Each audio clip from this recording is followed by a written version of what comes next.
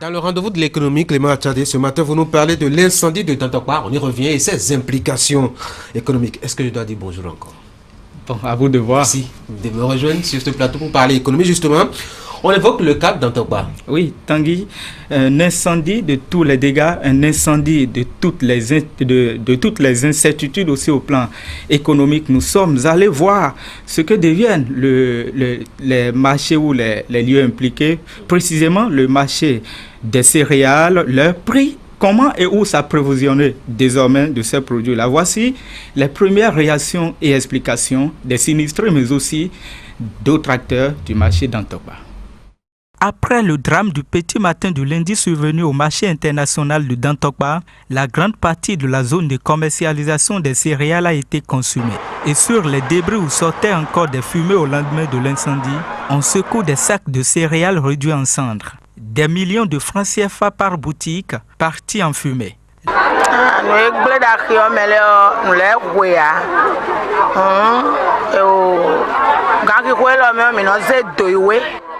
y a eu beaucoup de dégâts.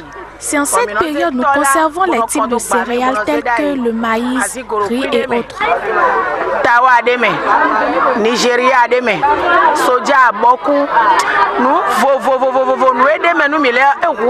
Les conséquences de l'incendie sur la petite économie des usagers du marché sont palpables. Au total, l'incendie a pris au siège les boutiques et leur contenu sur environ 4000 mètres carrés. En termes d'impact, ces produits de première nécessité se font déjà rares sur le marché, même si cela n'engendre pas encore la hausse de prix. Normalement, après cet incendie, on devrait augmenter les prix. Mais si tu le fais maintenant, tu n'auras aucun client. Et même à Maolé, on vend du maïs là-bas, des haricots là-bas. Donc si ici là c'est peu, donc il y a des maïs là-bas. Mais on ne peut pas augmenter le prix parce que si tu ne vends pas ça ici maintenant, il y a quelqu'un d'autre qui vend sur les mêmes prix. Donc si tu as vu le marché, tu peux vendre sur le prix réel. En principe, avant l'incendie là, le prix monte. Après 2 jours maintenant, on a vendu le marché à 18 000. Mais après, ça vient de monter le prix parce que dans ce temps-là, les maïs changent de prix. Ça change le prix. Maintenant, ça peut aller jusqu'à 27, 30, mais c'est le marché. La Sogema, société de gestion des marchés autonomes, est déjà à pied d'œuvre pour recenser les sinistrés. Les biens des 75 premiers enregistrés sont estimés à 198 millions de francs CFA. Pour ce qui est d'un site provisoire de commerce de ces produits, aucune mesure pour le moment. Aujourd'hui, étant donné que les marchés ne sont pas encore prêts, les gens seront obligés d'évoluer encore à Dantokpa. Donc l'approvisionnement de ces produits, je crois que ça ne vient pas de nous, ça vient de ces femmes-là qui font le commerce. Nous, on ne fait pas le commerce avec eux. On est là pour superviser, pour suivre et pour s'occuper du recouvrement de nos loyers. Par rapport à l'approvisionnement de tout ce qui est parti, de tout ce qui est perdu, je pense que ça revient aux dames d'en parler. Des dames qui doivent faire face à de grandes dettes issues des crédits bancaires et d'autres marchés financiers.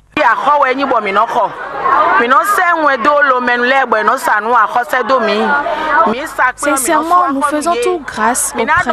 Nous achetons les produits céréaliers à crédit, que ce soit à Lomé, Malanville ou dans les campagnes.